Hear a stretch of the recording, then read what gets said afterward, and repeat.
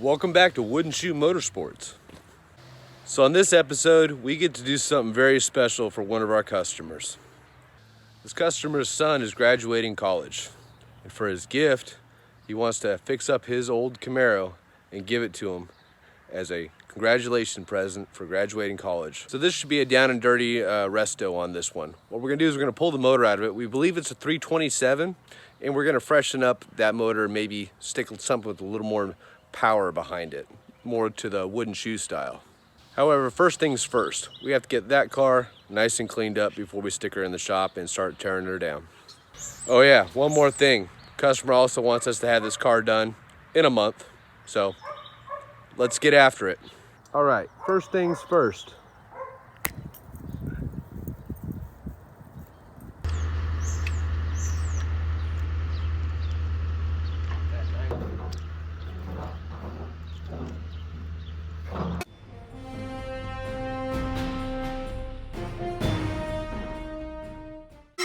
So here we are underneath the Camaro doing our first inspection, and I believe my OCD just exploded. This is gonna be a good one. You see that? That's not good.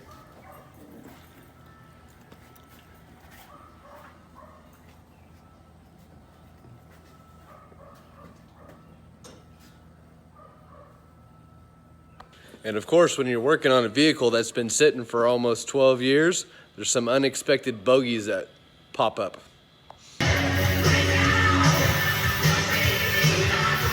Oh!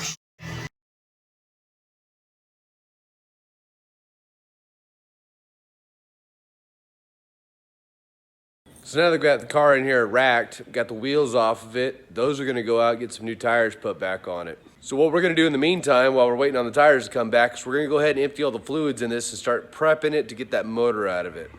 So, here we go.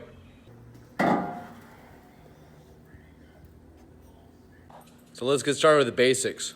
We'll get this petcock on the radiator opened up and get her drained.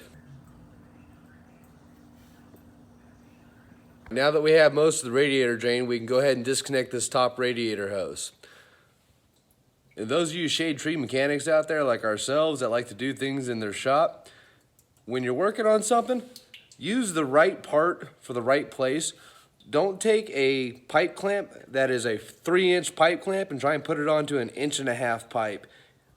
Just don't do that. It's bad. All right, once we have our upper radiator hose disconnected, we'll go ahead and make sure that's drained out into our bucket down below. We're gonna disconnect from the motor. Once we get this off, we'll go ahead and disconnect the alternator and get that out of the way. Once that's out of the way, we'll work on our fuel system. It comes up through the side of the block over here. We'll get that disconnected and drained. Once that's drained, we're gonna go ahead and focus on getting the cowling off the fan and get that out. Once that's out, the aluminum radiator is going to come out. What's your first impression of that? That's not good.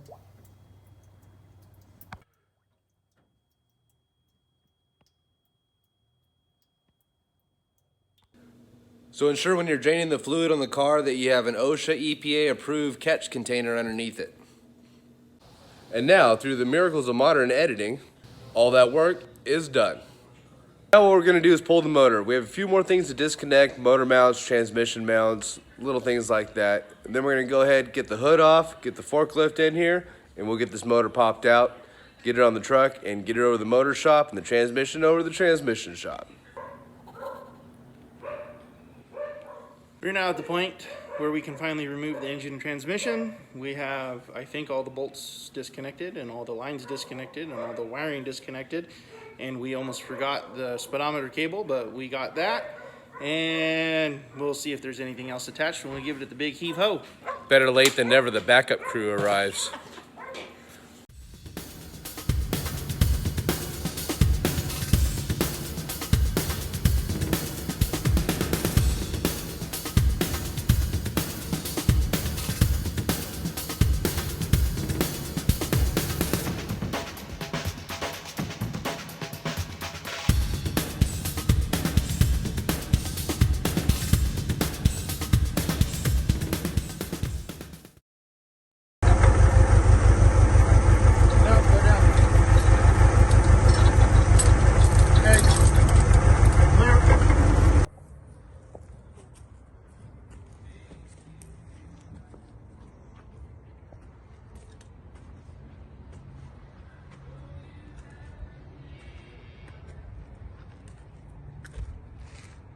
So meanwhile, while the motor and transmission are being built, we're going to go ahead and take the opportunity to pull the Camaro out and work on some other projects. So we had to go into incognito stealth mode to get this thing across town without someone else finding out about it. All of the Camaro parts have showed up. We're continuing on the project of the surprise Camaro for our customer's son that's graduating college. So as you've seen already, we've pulled the engine and transmission out. We've sent the transmission out to my buddy who does magical wonders with all the magic that happens inside a transmission. Lo and behold, the pick and pull transmission is no more.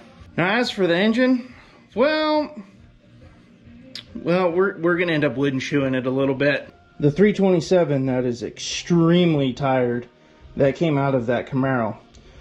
And yeah, we could rebuild it and overhaul it, but with the time constraints and how long it takes at the machine shop these days, we just decided it would be better to start over. I ended up getting a hold of our vegan metal guy. You know, the vegan metal guy from like 3 videos ago. My brother, the vegan metal guy. I'll just show you a picture so you can remember. Anyways, a few years back, the vegan metal guy had a Studebaker that he was going to shove a 383 stroker in. So he got as far as getting the block machined, had the rotating assembly, pretty much all the stuff to put the entire bottom end together. And that's where the project stalled. So here we have the block that's been machined, 30 over, stroker crank. It's been sitting for a few years, so I got to finish cleaning it up. But this block came out of a 1986 Chevy Suburban. Notice we got the one-piece rear main seal. We're starting with the fresh bottom end. We couldn't really just, you know, throw all the old parts at it. So we upgraded those too in wooden shoe fashion. So at least this Camaro will have a little pep. You know me and Nick, we can't leave stuff alone. And why would we throw a bunch of old parts at a brand new bottom end? So we upgraded the top end too. At least it'll be a little more fitting when you open the hood of this Camaro. So that being said, transmission number 2 has been dropped off, and we are going to combine both transmissions to make one good one for this car, which is about par for the course when it comes to working on stuff that is, well, about 50 years old or more. So as you can see, we have definitely upgraded this Camaro a little bit. And of course, we got to show off, you know, the cubic inches, because size matters. I'm going to actually clean the block up. I'm going to pull the crank back out and touch some stuff up, just because it's been sitting for so long. And yeah, when we get back to it, it should be painted. So here we are, 18 days out from the deadline to have this Camaro done.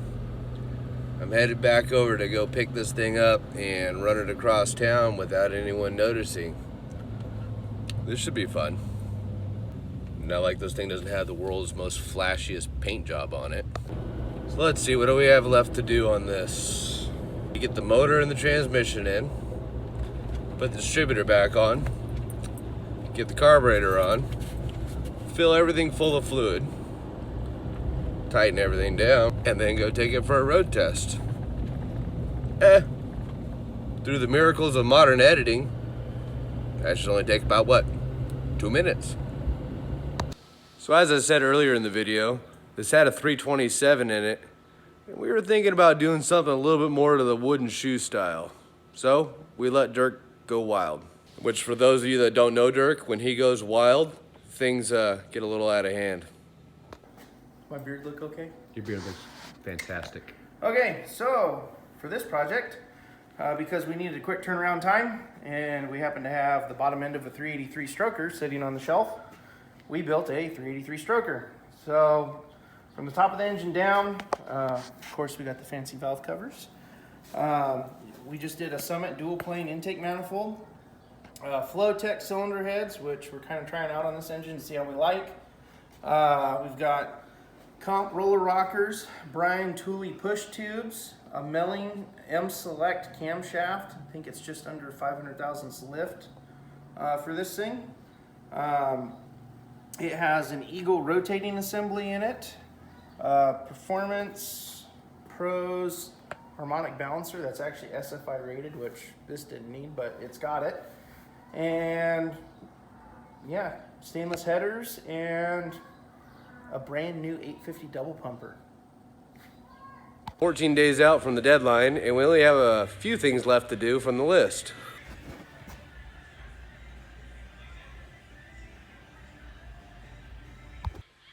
That's a short list. Let's get started.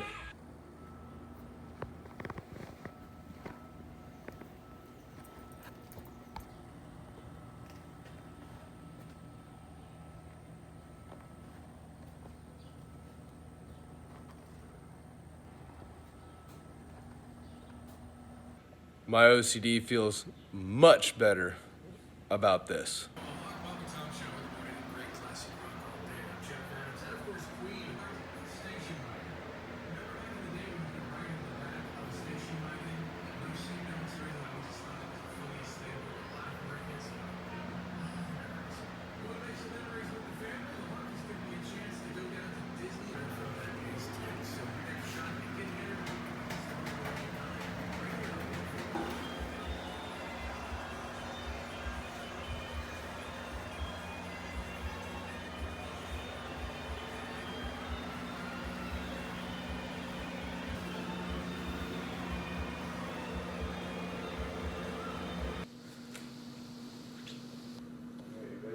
Yeah, let's try it.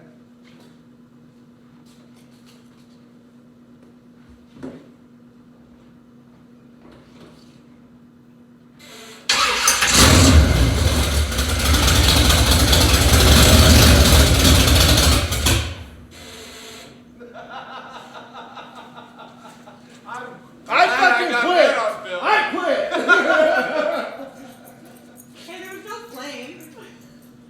That actually sounds pretty good.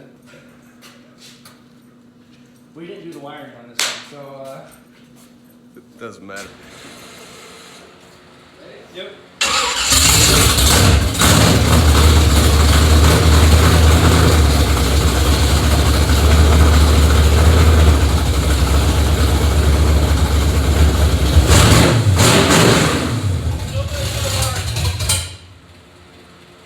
Mount the starter.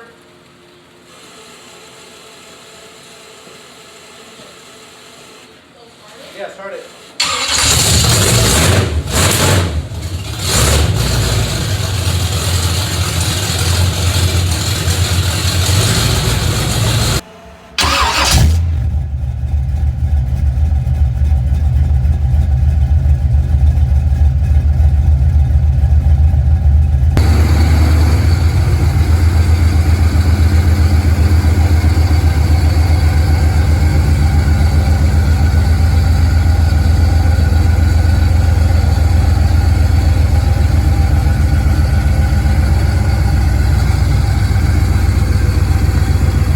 Now that we got the brakes working on the Camaro, the plan is to wait till nightfall and ghost this thing out across town so that someone doesn't see it along the way. Not that it has the world's most distinctive paint job on it. Either way, it'll sit across town until it's ready for the big unveil.